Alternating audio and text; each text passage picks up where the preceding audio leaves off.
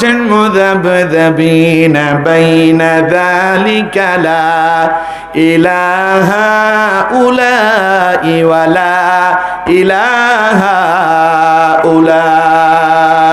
আল্লাহ পাক বলেন মুনাফিকরা কখন একবার এই নৌকায় পা দেয় আবার ওই নৌকায় পা দেয়, ওরা দোদুল্যমান অবস্থায় থাকে। তার মানে এরা পুরুষও না নারীও না, মাঝখানে যেটা তার নাম কি? আরো জোরে বলেন।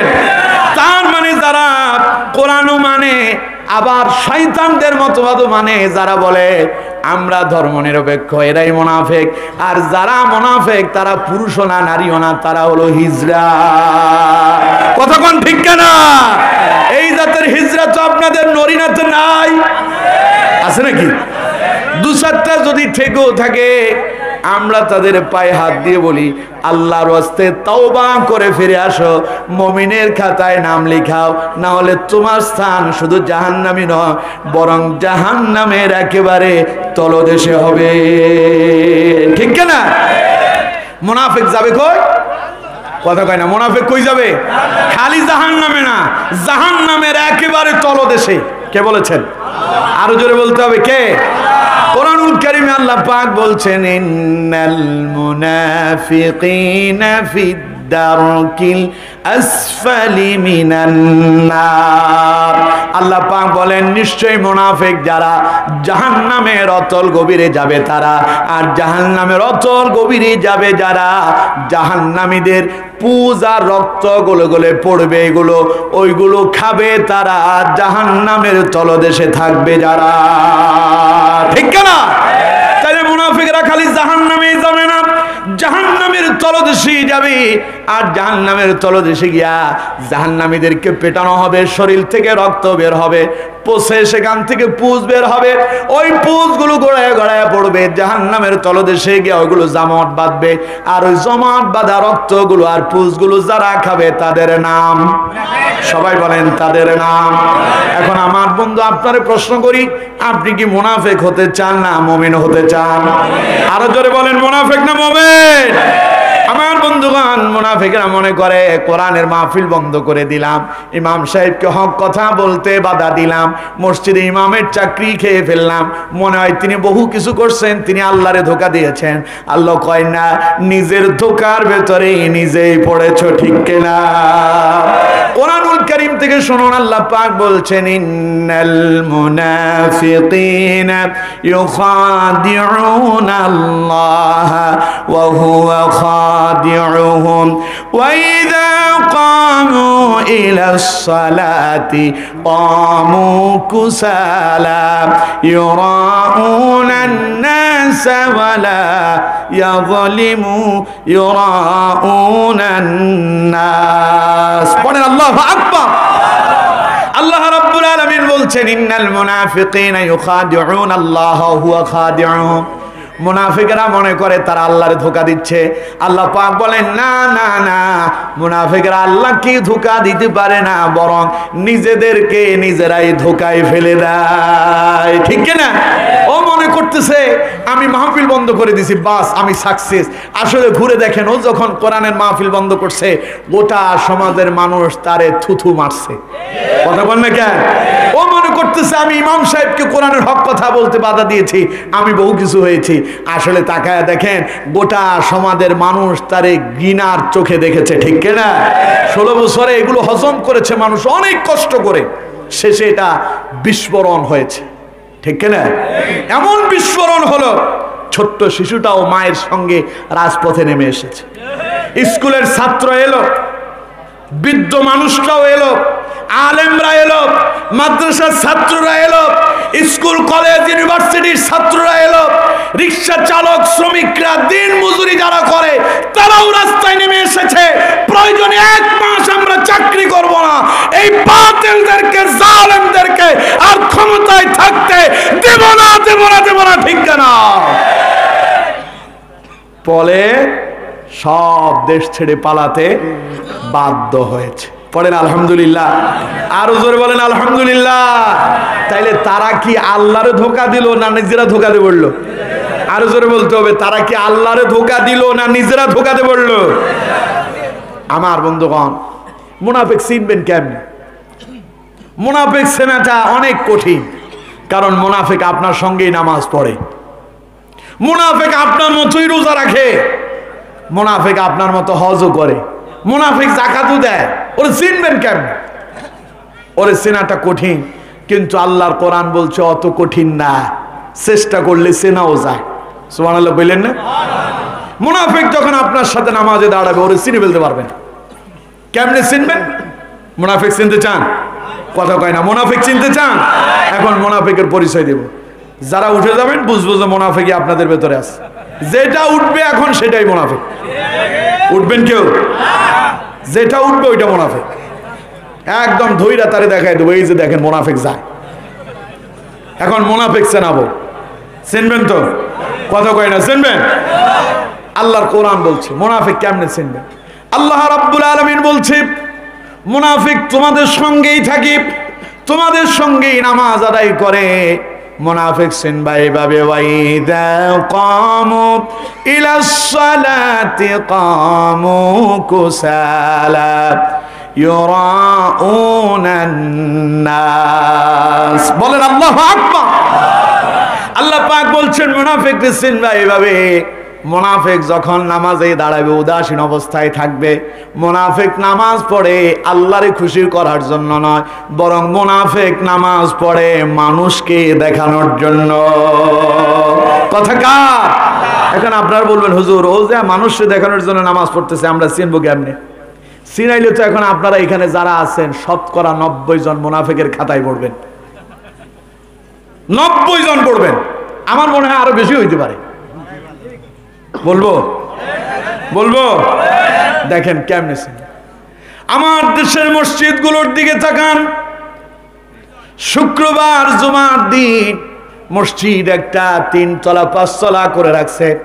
জুমার দিন মসজিদে মুসল্লির জায়গা হয় না, কিন্তু একই দিন আসরের নামাজে যান মসজিদে এক কাতারও মুসল্লি নাই। তাইলে শুধু শুক্রবারে জুমার নামাজ পড়ে যারা, বাকি ওয়াক্ত ছেড়ে দেয় যারা, মুনাফিক হলো তারা। এখন ঠিক কইছে সামনের যারা কয়েকজন আছে ঠিক, ওরা কইছে ঠিক, বাকিরা এখন চুপ করে আছে। আমি তো জানি, বললাম না, এখন কিন্তু আপনার দিকেই যাবে। আল্লাহ বলছেন ওয়াইদা কামু ইলা সালাতি কামু কুসালা ইউরাউনান নাস। মুসলমানরা নামাজে থাকে, মুনাফিকরা নামাজে থাকে উদাসীন, আর নামাজ পড়ে লোক দেখানোর জন্য। আরো সুন্দর করে বুঝালে আরো বুঝতে পারবেন। সারা সপ্তাহে নামাজে যায় নাই, শুক্রবার জুমার নামাজ পড়তে গেল। আমি যদি জুমাতে না যাই লোকজন আমারে কি বলবে? বউ বলতেছে তাড়াতাড়ি জুমায় যাও। এই এই এই লোক উঠলো কেন? কই যান? বলছি না এখন উঠে যাবে না, একদম ধরে ফেলবো। আমার দিকে তাকান। আমার বন্ধুগণ এখনো 12টা বাজে নাই, শেষ করে দেব নাকি? চলবে? আপনারা না চাইলে দোয়া করে দেবেন, এটা চলবে। প্রতি বলে বলে সক্কা উঠে যাবেন? চাই না কেউ উঠবেন, পরে ধৈর্য এখন পরিচয় করায় দেবেন। আমার বন্ধুগণ তাহলে আল্লাহর কোরআন বলছে মুনাফিক চিনবেন এইভাবে, যারা মানুষ দেখানোর জন্য নামাজ পড়ে। বউ কয় জুমার দিন মসজিদে যাবা না? কই শরীরটাও তো ভালো না। তোমার ভাই মসজিদে গেছে, বাড়ির মুরব্বীরা গেছে, মসজিদে না গেলে লোকজন তোমার কি বলবে? সারা সপ্তাহে তো নামাজ পড়ো না, আর জুমার দিন তাড়াতাড়ি মসজিদে যাও। ও মসজিদে গেল কারে দেখানোর জন্য? কথা কয় না কারে? বাকি ওয়াক্ত আর কোনো খবরই নাই। এটার নাম না। আবার আপনারা এটাতে নাই না। না, এখানকার নরিনার সব মানুষ আল্লাহর ওলি। ফজরের নামাজও মসজিদে জায়গা হয় না। হ্যাঁ, ইমাম সাহেব আছে না? ইমাম সাহেব কই কই? মসজিদে মুসল্লি কয় কাতার হয়? ফজরে 2 কাতার, আর জুমাতে বাকিগুলো গেল কই? আরে এমনটা করা যাবে? কথা বল না কেন? এমনটা করা যাবে? জুমার নামাজ যিনি ফরজ করেছেন বাকি ওয়াক্ত তিনি ফরজ করেছেন, ঠিক কিনা? এজন্য সব ওয়াক্তের নামাজ পড়ার প্রয়োজন আছে না নাই? আরো জোরে বলতে হবে, আছে না নাই? আবার দেখবেন কিছু কিছু মুসল্লি আছে 5 ওয়াক্তই পড়ে, ওদের ভিতরে মুনাফিক আছে। আপনি এবার বলবেন যে হুজুর খাইছে, 5 ওয়াক্ত পড়ে আবার কেমনে মুনাফিক হয়ে গেলাম? আল্লাহ পাক বলছেন কামু কুসালা, নামাজ উদাসীন। রুকু একটা দেয়, মাথা উঠানোর আগে সেজদায় পড়ে, সেজদা একটা দেয়, সোজা হওয়ার আগে আরেকটা মারে। আছে না নাই? রাসূলুল্লাহ এদেরকে বলছে খালি মুনাফিক না, আল্লাহ রসুল বলছে এগুলো হলো সবচাইতে শ্রেষ্ঠ চোর। মসজিদে জুতা চুরি হয় না? কথা বল না কেন? চুরি হয় না? ওই চোরের চাইতে বড় চোর হলো ওইটা যেটা নামাজের রুকু এবং সেজদায় তাড়াহুড়ো করে, ওইটা হলো বড় চোর। বলছেন মুহাম্মদ সাল্লাল্লাহু আলাইহি ওয়াসাল্লাম। আমার পাশে আলেমরা আছেন, যদি ভুল হয় ওনাদেরকে জিজ্ঞাসা করেন। মাওলানা সাহেব কথা ঠিক আছে? সুতরাং আমার বন্ধুগণ, এবার মসজিদের দিকে তাকান। ইমাম সাহেব নামাজের কেরাত একটু লম্বা করছে। ইমাম সাহেব নামাজের কেরাত লম্বা করলেন, পেছন থেকে মুসল্লির কাশি বেড়ে যায়। জম্মের কাশি সব মসজিদে এলেই শোনা যায়, ঠিক না? রুকুতে কাশি, সেজদায় কাশি, কেরাতে কাশি, বৈঠকে কাশি, সালাম ফেরানোর আগ পর্যন্ত গোটা মসজিদে মুসল্লির কাশি। নামাজের সালাম ফেরানো শেষ, কাশি সব শেষ, ঠিক না?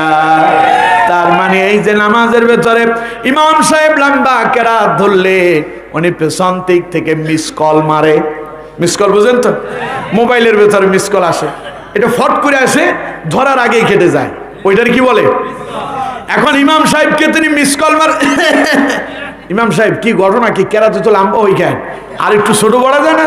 ইন্না আতাইনা আর কুল হু আল্লাহ দিয়ে চালায়া দেন, ঠিক কিনা? জোরে কন না কেন, ঠিক কিনা?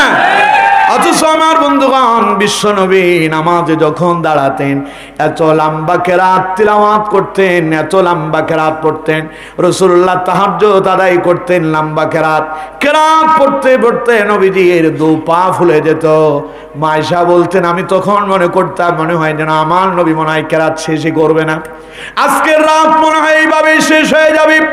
মায়েশা বলতেন নবীজি যখন রুকুতে যেতেন এত লম্বা রুকু করতেন, আমি মনে করতাম আমার নবী মনে হয় রুকু থেকে আর মাথায় উঠাবেন না।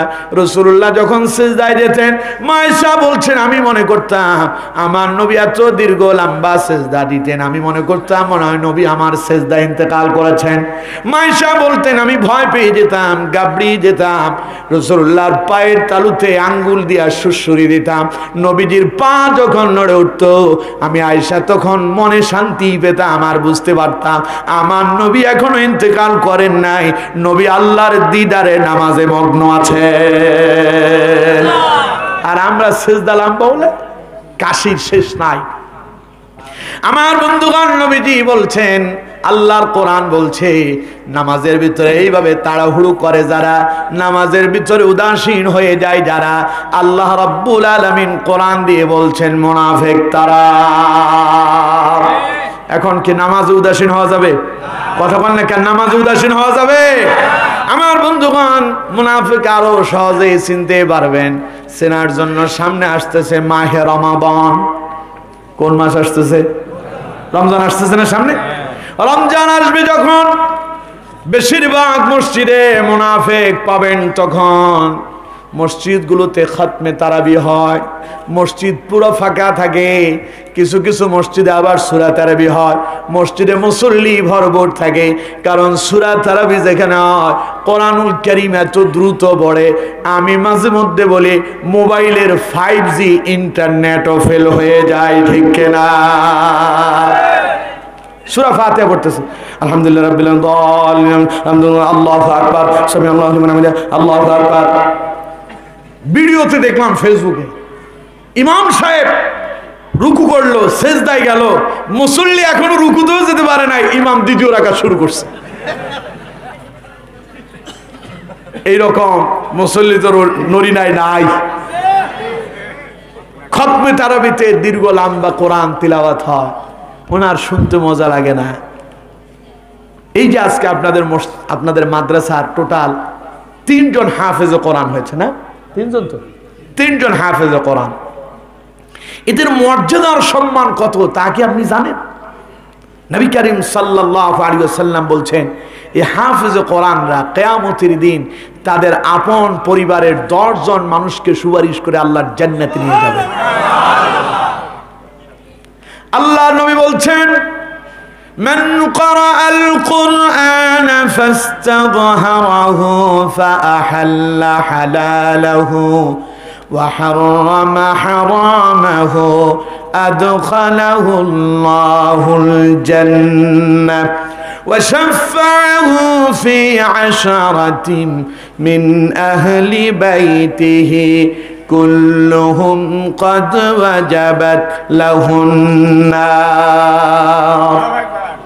নবী করিম সাল্লাল্লাহু আলাইহি ওয়াসাল্লাম বলছেন, মান ক্বারাআল কুরআনা ফাস্তাযহারাহু, যে ব্যক্তি কোরআন পড়লো, কোরআনকে মুখস্থ করলো, ফাহাল্লা হালালাহু, কোরআনে যা হালাল বলা হয়েছে তা হালাল বলে মেনে নিল, ওয়া হারামা হারামাহু, কোরআনে যা হারাম বলা হয়েছে তা হারাম মেনে বর্জন করলো, আদখালাহুল্লাহুল জান্নাহ, কিয়ামতে আল্লাহ পাক তাকে জান্নাতে প্রবেশ করাবেন। ওয়া শাফা'াহু, এরপরে তাকে সুপারিশের অনুমতি দেওয়া হবে, ফি 'আশরাতিন, 10 জনের জন্য সুপারিশ করতে পারবে, মিন আহলি বাইতি, তার আহল পরিজন থেকে, কুল্লুহুম ক্বাদ ওয়াজাবাত লাহুন নার, এমন 10 জনের জন্য সুপারিশ করতে পারবে যাদেরকে সিল মোহর মেরে দেওয়া হয়েছে, এরা জীবনে কোনোদিন জান্নাতে যাবে না, চিরস্থায়ী জাহান্নামী। এমন 10 জন ব্যক্তিকে সুপারিশ করে একজন হাফেজে কোরআন আল্লাহর জান্নাতের মেহমান বানাতে পারবে। তবে খালি কোরআন পড়লে হবে না, ওটার হালাল হারাম মেনে জীবন পরিচালনা করা লাগবে। সুতরাং আমার বন্ধুগণ, আপনি কোরআনে হাফেজ হতে পারলেন না, কোরআন মুখস্থ করতে পারলেন না, রাত্রি বেলায় আপনি ইমামের পেছনে দাঁড়ায় যান, হাফেজ সাহেবের পেছনে দাঁড়ায় তারাবিতে কোরআন তিলাওয়াত শ্রবণ করেন, উনি তিলাওয়াত করে যে সওয়াব পাবে আপনিও সমান সওয়াব পাবেন। আর রমাদানে কোরআন শ্রবণ করবে যারা, কোরআন পড়বে যারা, এই কোরআন কিয়ামতের দিন তাদের জন্য সুপারিশ করবে, আর তাদেরকে সুপারিশ করে আল্লাহর জান্নাতের মেহমান বানাবে। সুতরাং আমার বন্ধুগণ, এই মুনাফিক গুলো আবার দেখবেন মসজিদে যায়, কিছু কিছু আবার খতমে তারাবিও পড়ে, খালি পড়ে না যে তা নয়, পড়ে এমনও আছে। খতমে তারাবিতে যায়, ওই মুনাফিক গুলোরে দেখবেন ইমাম সাহেব যখন কোরআন তিলাওয়াত করে ও বসে বসে কথা কয়, ইমাম যখন রুকুতে যায় দৌড় দিয়ে আইসা রুকু দেয়, বুঝবেন এমন কাম করে যারা মুনাফিক হলো তারা। এরকম তো নরি নাই, নাই থাকলে কি এখন থাকা যাবে না? ঠিক হইতে হবে। ঠিক হইতে পারবেন তো? আরো জোরে বলেন, পারবেন তো? না, ওই কয়েকজন কয়, সেগুলোই যারা ঠিক আছে তারাই কয় ইনশাআল্লাহ, বাকিরা চিন্তা করতেছে এই কথা বলে আবার কোন বিপদে পড়ি। ঠিক হইতে পারবেন তো? আরে আপনি ইনশাআল্লাহ বলেন না, আল্লাহ কবুল করে ফেলবে ইনশাআল্লাহ। বলেন ইনশাআল্লাহ। আর কি বলবো, মাদ্রাসা সম্পর্কে তো বলেই দিলাম। হায় রে ভাই, দেখছেন আমার বন্ধুগণ, অসুবিধা হচ্ছে না তো আপনাদের? রাত 12টা বাজে, আরো চলবে? চলবে ইনশাআল্লাহ। বলেন ইনশাআল্লাহ। তাহলে আমার বন্ধুগণ, আপনি কোরআন পারেন না, আপনি কোরআন পড়তে জানেন না, সন্তানটারে হাফেজে কোরআন বানায়া দেন, আপনার এই সন্তান আপনার জন্য সুপারিশ করবে ইনশাআল্লাহ। আরো জোরে বলেন ইনশাআল্লাহ। মাদ্রাসা আছে না এখানে? কথা কয় না, মাদ্রাসা আছে না? মাদ্রাসা আছে। সন্তানটারে দেন, নিজে পারেন না, সন্তানের বলেন তুই পড় আব্বু, আমি শুনি। ও পড়া যে সওয়াব পাবে আপনি সমান সওয়াব পাবেন। সুবহানাল্লাহ কইলেন না তো? কইবেন কোত্থেকে? মনে মনে চিন্তা করতেছেন, হুজুর আমরা সবগুলার স্কুল কলেজে দিছি, আপনি কোন মাদ্রাসায় দেওয়ার জন্য? দেন না মাদ্রাসা। এইরকম ইমামউদ্দিন মাসুম যদি একখান তৈরি হয়, হাজার হাজার মানুষ এসে তার থেকে কোরআনে আলোচনা শুনবে, এতে আপনার জন্য ফায়দা আছে না নাই? আরো জোরে বলতে হবে, আছে না নাই? আমরা 3 ভাই, বাবা 3টারে মাদ্রাসায় দিয়েছে। আত্মীয় স্বজনরা বলতো আব্বুকে যে এটা একটা কাজ করছেন, 3টা ছেলে 3টারে মাদ্রাসায় দিলেন, একটার কলেজ ইউনিভার্সিটিতে তো পড়াইতে পারতেন। আমার বাবাকে, আমার এক একটা ছেলে যখন কোরআনে হাফেজ হবে আমি এক একটা জান্নাতের মালিক হব। এরকম হইতে হবে। সন্তানদেরকে মাদ্রাসায় দেন। মাদ্রাসায় পড়লে মনে হয় ভালো খাওয়া যায় না, খালি আল্লাহর ওয়াস্তে খাইতে হয় নাকি? হ্যাঁ, কয় মাদ্রাসায় পড়ে যারা খাবার পায় না তারা। আমরা বলি মাদ্রাসায় পড়ে যারা খায় না তারা। আজও তো কত কিছু করলো, কই কি খেলাম নিয়ে এসলাম, খাওয়ার সময় নাই, এই খাওয়া যাবে না, প্রতিদিন খাওয়া লাগে। যখন আমি ছোট আব্বা আমাদেরকে মাদ্রাসায় নিয়ে যেতেন, ওই যে বললাম না কওমি মাদ্রাসায় পড়ালেখা করছি, হোস্টেলে থাকতাম। ওনারা বয়োবৃদ্ধ মানুষ, ওনারা পড়ালেখা করেছেন, ওনারা জানেন কষ্টটা কি। এখনকার ছাত্ররা এগুলো জানে না। খাবার খেয়েছি, ডাউলে পোকা ভাসতেছে, এই পোকাটা ফেলে দিয়ে খেয়ে ফেলছি। অনেক কষ্ট করেছি। পুঁই শাক, এই দিন যখন আসছে পুঁই শাকের, চলছে তো চলছে, বন্ধই হয় না। এরপরে আরেকটা আছে কলমি শাক, চেনেন তো, চলছে তো চলছে, বন্ধই হয় না। মূলার দিন যখন আসছে, ও তো চলছে তো চলছে, ওর ভেতরে শিকড় আসছে, এরপরেও কিনে আনতেছে, কেজি তখন 8 আনা। কেজি কত? বস্তা বইরা নিয়ে আসছে মাদ্রাসায় টাকে বইরা। কুমড়ার দিনে কুমড়া, তো পোলা বাইনে কি যেন একটা শেয়ার বানাইছে, এখন তার মনে নাই, ছোটবেলায় মনে ছিল। আন্দার আজম কেসবাদুন যা নাম বলি, কয় মাস্টার সাহেবে কুমড়া আনে টাক ভরে। যিনি বাজার করতেন আমাদের মাদ্রাসা, উনি মাদ্রাসার মাস্টার ছিলেন আর কি। তো একটা আপনার শেয়ার আছে, আন্দার আজম কেসবাদুন যা নাম বলি, হাসজি হাওয়া নূরে ইমান নম্বরি। পোলা পাইনে লাগাইছে আন্দার আজম কেসবাদুন যা নাম বলি, মাস্টার সাহেবে কুমড়া আনে টাক ভরি। চলছে তো চলছে। বাবার কিন্তু অভাব ছিল না, আলহামদুলিল্লাহ, যথেষ্ট পয়সা করে ছিল। কিন্তু আব্বু আমাদেরকে বলতেন, বাবা কষ্ট করে এই খাবার খেয়ে যদি মানুষ হইতে পারো, খাবার একদিন তোমাদের পেছনে দৌড়াবে, খেতে পারবা না।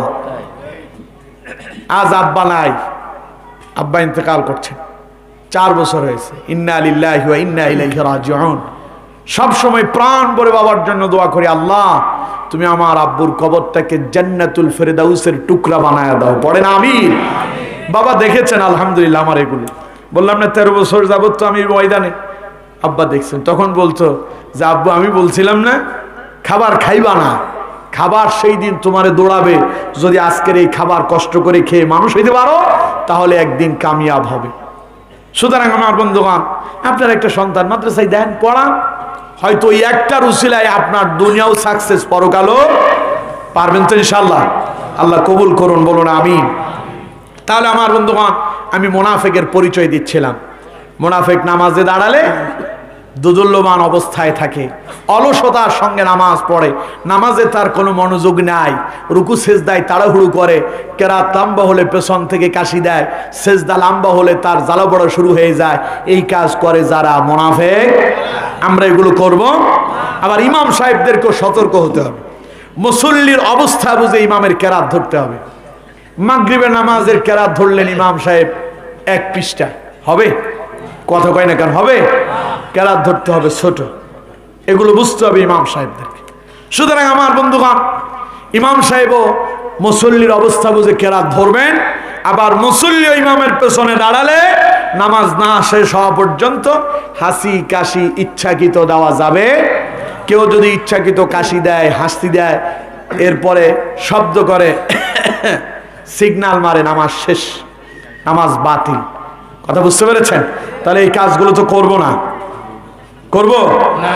নামাজে ইচ্ছাকৃত কাশি দেব, ইচ্ছাকৃত হাসি দেব, ইচ্ছাকৃত গলাতে শব্দ করব, করবো এগুলো? আল্লাহ পাক আমাদেরকে এগুলো বুঝে আমল করার তৌফিক দান করুন, বলুন আমিন। এবার আসুন, নবী করিম সাল্লাল্লাহু আলাইহি সাল্লাম হাদিসের ভেতরে বলছেন, মুনাফিক চিনবেন এইভাবে, যার ভেতরে 3টা আলামত থাকবে। কয়টা? সবাই বলেন কয়টা? আল্লাহ নবী বলছেন, আয়াতুল মুনাফিকি সালাসুন, ইযা হাদাসা কাযাবা ওয়া ইযা ওয়া'দা আখলাফা ওয়া ইযা তুমিনা খানা। নবীজি বলেন, মুনাফিক চিনবেন এইভাবে, মুনাফিক যখন কথা বলে তখন মিথ্যা বলবে, ওয়াদা করলে ভঙ্গ করবে, আমানতের খেয়ানত করবে। অন্য হাদিসে রাসূলুল্লাহ 4টা বলেছেন, আরেকটা হলো ওয়াইদা খাসামা ফাজারা, মুনাফিক যখন ঝগড়া করে তখন গাল মন্দ করে। এই 4টা স্বভাবের লোক তো নরিনাই নাই, কথায় কথায় মিথ্যা, নির্বাচন এলে আমি যদি কোনোভাবে যদি নির্বাচনে বিজয় হইতে পারি, নরিনা মাদ্রাসাকে 3 তলা বিল্ডিং বানায় দেব। নির্বাচনে তিনি চেয়ারম্যান হয়েছেন, নরিনা মাদ্রাসার হুজুরেরা সেখানে যেতে যেতে পায়ের জুতা ক্ষয় হয়ে গেছে, ওনার পকেট থেকে এখনো 10 টাকাই বের হয় না। এরকম আছে না নাই? তাহলে নির্বাচন এলে এই মুনাফিকদেরকে বেশি দেখা যাবে। রাসূলুল্লাহ বলছেন ওয়াইদা ওয়াদা আখলাফা, মুনাফিকরা ওয়াদা করে তা ভঙ্গ করে। এই দেশে যারা বিগত 16 বছর ছিল, ক্ষমতায় আসার আগে বলছিল 10 টাকায় চাউল খাওয়াবে, ঘরে ঘরে চাকরি দেবে, ওয়াদা করছিল না? ঘরে ঘরে চাকরি পাইছেন আপনারা? দেখি তো কার কার ঘরের সন্তান সরকারি চাকরি পাইছে 16 বছরে? কই নাই তো। 10 টাকায় কেজিতে চাউল কারা কারা কিনে খাইছেন? হাত তোলেন। ওইসব এটা হাত তুলছে, ও তো ঘুমায় পড়ছো তো, মাথা ঠিক নাই। 10 টাকা কেজিতে চাউল খেতে পারলাম না, আফসোস থেকে গেল, ঠিক কিনা? বরং 10 টাকার চাউল 50-60 টাকায় গায়ে ঠেকলো, 60 টাকা শের। তারপরে ঘরে ঘরে চাকরি দিবে তো পরের কথা, চাকরি যারা করছে ওদের সঙ্গে মতের মিল হয় নাই, চাকরি থেকে বরখাস্ত করে দেওয়া হয়েছে, ঠিক কিনা? মসজিদের ইমাম সাহেবের চাকরি খেয়ে ফেলছে। ইতিহাস আমরা ভুলে যাইনি আমার বন্ধুগণ। সুতরাং যারা এই ওয়াদা করে ভঙ্গ করছে, রাসূলের হাদিস বলছে ওরাই মুনাফিক বলে পরিচিতি লাভ করছে, ঠিক কিনা? জোরে বলতে হবে, ঠিক কিনা? তাইলে ইদা হাদ্দাসা কাযাবা, যখন কথা বলে মিথ্যা বলে। ওয়াইদা ওয়াদা আখলাফা, ওয়াদা করলে ভঙ্গ করে। ওয়াইদা তুমিনা খানা, ওদের কাছে আমানত রাখা হলে আমানতের খেয়ানত করে। আমানত কি? আমানত কি তা আপনারা বুঝতে পারবেন। আমানত হলো এই যে রাষ্ট্রের সকল সম্পদ, রাষ্ট্র যারা পরিচালনা করে এদের কাছে রাষ্ট্রের সম্পদটা কি? কথা কয় না, রাষ্ট্রের সম্পদ কি? ব্যাংক ব্যালেন্স, এগুলো রাষ্ট্রের কাছে কি? এখন এই যে ব্যাংকে টাকা নাই, গত কিছুদিন আগে 4টা ব্যাংকে দেউলিয়া ঘোষণা করা হইল, ঘটনা কি? এই টাকা নিল কারা? যারা মানুষের আমানতকে খেয়ানত করলো, 16 বছরে যারা ছিল ওরাই মুনাফিকের খাতায় নাম লিখালো, ঠিক কিনা? জোরে বলতে হবে, ঠিক কিনা? আরেকটা ওয়াইদা খাসামা ফাজারা, মুনাফিকের 4 নাম্বার আলামত হলো ঝগড়া লাগলে গালি দেয়। এই স্বভাবটা নারীদের একটু বেশি। মায়েরা তো আমার আলোচনা শুনতেছে মনে হয়, মহিলাদের জন্য ব্যবস্থা হয়েছে না? এই স্বভাব নারীদের বেশি। বউ শাশুড়ি ঝগড়া লাগছে, মাঝে মধ্যে হইতেই পারে, হয় না? দুইজন এক জায়গায় থাকলে ভাই ভাইও ঝগড়া হয়, স্বামী স্ত্রীও হয়, বউ শাশুড়ি হওয়া তো স্বাভাবিক।